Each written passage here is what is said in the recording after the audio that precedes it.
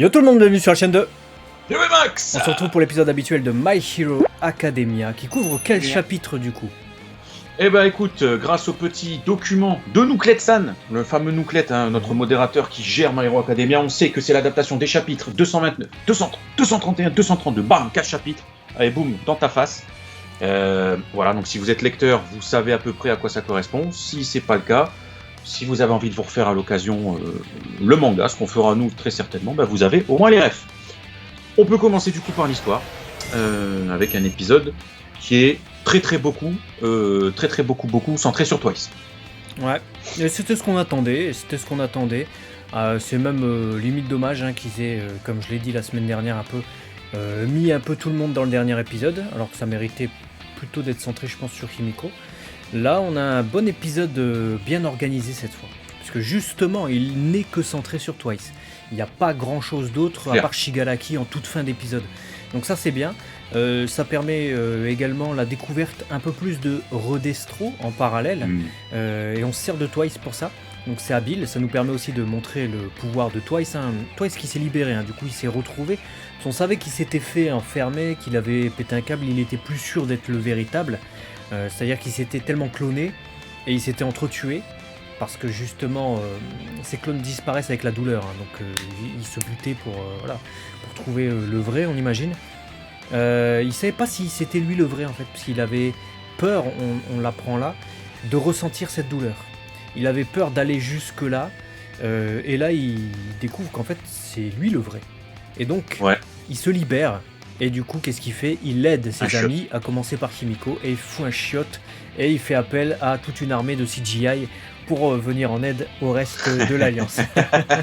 On en reparlera du coup dans la réalisation animation, mais effectivement j'ai kiffé parce que tu vois, d'un trouble de la personnalité comme ça, finalement cette douleur que provoque le front de libération à Twice le guérit, parce qu'il se dit ah donc en fait c'est moi, parce que si j'ai mal mais que je suis encore là, et là à partir de ce moment là, tu l'as dit, un shot phénoménal.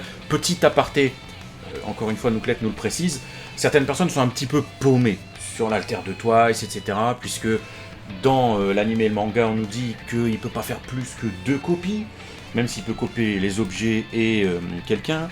Et tant qu'un clone n'est pas détruit, il ne peut pas cloner à nouveau. Voilà. Et là, on se dit, ouais, mais attends, il y a des tonnes de Twice, comment c'est possible, etc. Ce qu'on sait, c'est que quand Twice clone une personne, les clones ont aussi l'alter de la personne qui a été clonée. Ce qui veut dire que, on l'avait déjà vu de toute façon dans la saison 3 avec le camp d'été, quand Twice avait cloné Dabi, qui avait du coup attaqué Aizawa, etc. Là, dans l'épisode, Twice s'est copié lui-même. Du coup, chacun des clones a la possibilité de créer 2 clones. Donc en fait, c'est illimité, quoi. Je veux dire, c'est la parade de l'homme triste. Donc le titre, finalement, c'était bien consacré à Twice. Et du coup, je sais pas combien de milliers de clones il a créé, mais ça fout un sacré shot et ça perturbe sacrément le front, ça on peut le dire. Ouais, The Sadman Parade, donc sa technique, la technique qu'il utilise du coup pour se défouler, qui permet du coup de sauver Himiko, qui permet aussi de braver l'impossible, on va dire, avec le front, jusqu'à l'intervention du gars là, des neiges, là je retiens jamais son putain de nom. Ouais, je sais plus comment il s'appelle. On ne s'y attendait pas, et en fait grave redoutable, puisque sa capacité de faire en sorte qui peut transformer l'eau en glace n'importe où, l'aide, puisqu'il arrive à sauver ce qui reste un peu du front, on va dire, en utilisant l'eau des canalisations, et du coup ça fait sauter toutes les routes, et en plus de ça il arrive à immobiliser Mister Compress. Dabi est en difficulté, c'est assez faut le dire quoi. On pensait que ça allait être un combat facile pour lui, pas du tout, et du coup ce gars des neiges est encore en piste. Moi je pensais qu'il allait se faire savate, mais pas du tout. Non, pas du tout. Et tu le dis, Dabi en difficulté, et du coup on apprend qu'il se consume, c'est pour ça qu'il a cette peau nécrosée en fait. On apprend que c'est son propre pouvoir qui le qui le brûle ici, qui le dégrade physiquement. Donc ça, c'est intéressant de le noter dans cet épisode. Et jusqu'au moment où il y a un plan qui est mis en place avec Twice qui veut débarquer dans la tour pour essayer d'aller sauver Jean, je crois que c'est ça, hein, c'est Jean le gars qui s'est fait couper les doigts là. Je retiens jamais son blast, c'est Bugawara ou une merde comme ça, Jean. Ouais, je sais plus quoi. Et puis du coup, on apprend que Sanji, Rodestro, pardon, excuse-moi, fait la technique de Luffy, bref, des gros bras pour frapper les gens. Ouais, il fait la technique de Zamasu fusionné dans Dragon Ball Super avec un bras géant. Moi, la question que je me suis posée, parce qu'au début on croit que le Shigaraki qu'on voit, on croit que c'est le vrai. Hein. Enfin, on voit bien qu'il fait un clone Twice. Mais moi je me suis dit, vu la discussion qu'ils ont, bon, le vrai Shigaraki s'est mêlé à tout ça et il est apparu, tu vois. Je suis pas complètement con, je l'ai vu faire son clone. Mais je me suis dit, le vrai Shigaraki... Non, le vrai Shigaraki était en bas, en fait, et on le voit intervenir à la toute fin pour péter la tour. Ce qu'il aurait pu faire, du coup, ce qu'il aurait pu faire avant. Et vu que on a l'information que quand Twice copie quelqu'un, il peut également copier son alter, on l'avait vu avec Atabi, je me suis dit pourquoi Shigaraki touche pas simplement le bras de Rodestro. Parce qu'il touche le bras de Rodestro, Rodestro il n'existe plus. C'est aussi simple que ça, la problématique elle est réglée.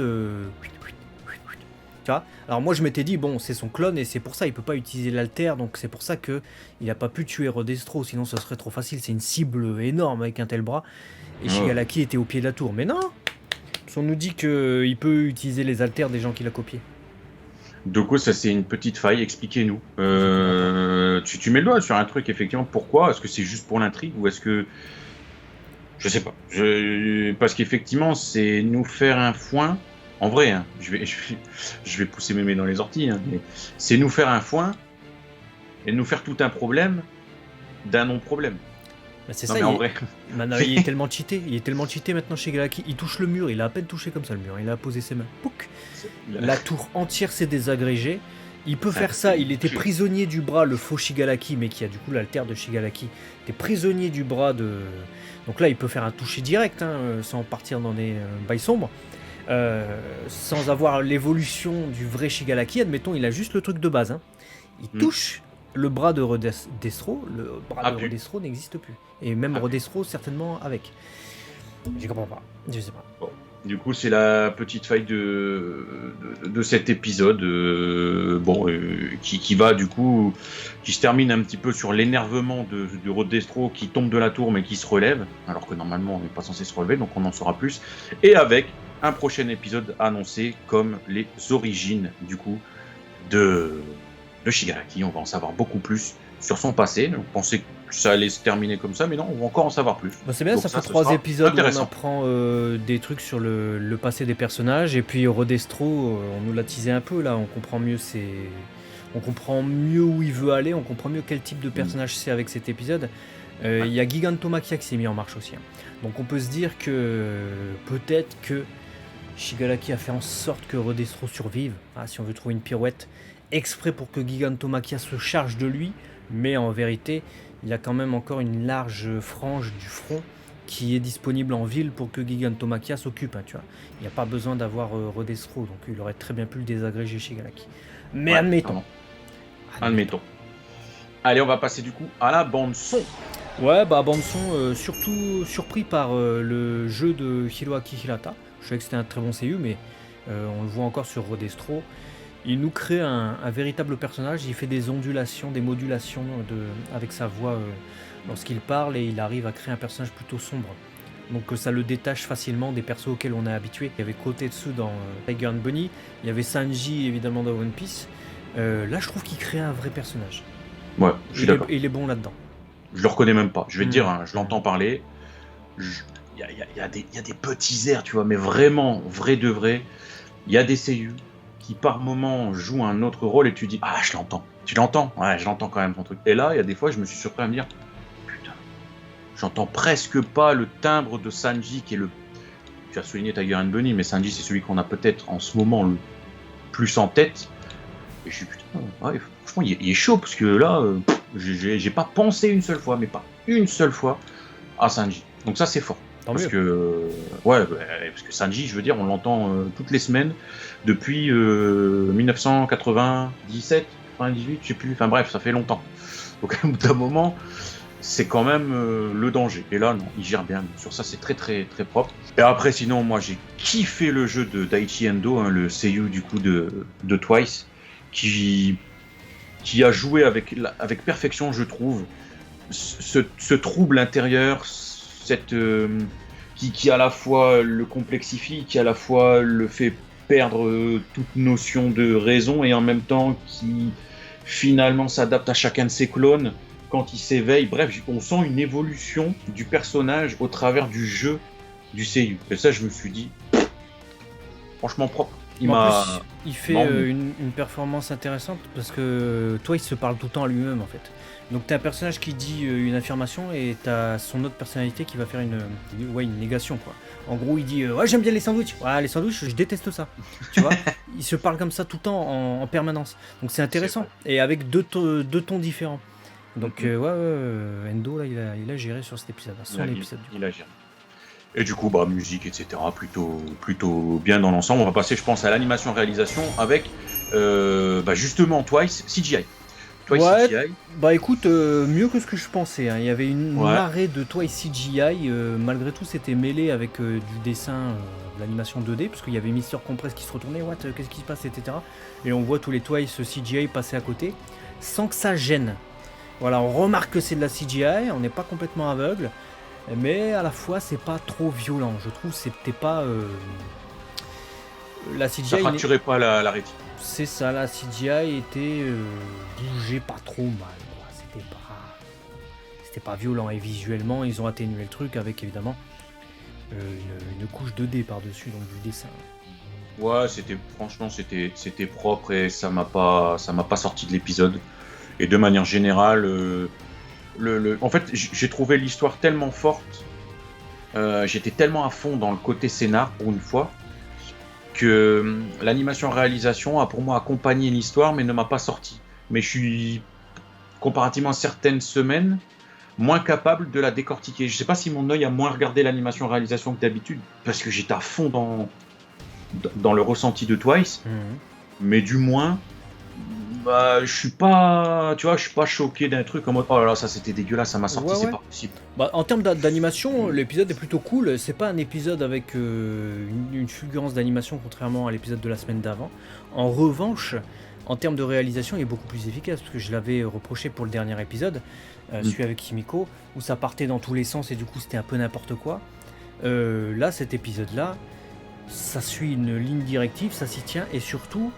Quand ils vont dans l'émotion, ils l'assument. Donc c'est-à-dire que toute la folie de Twice, tu le ressens avec les gros plans, avec ses yeux nervurés, on va dire. Tu as ces lignes de...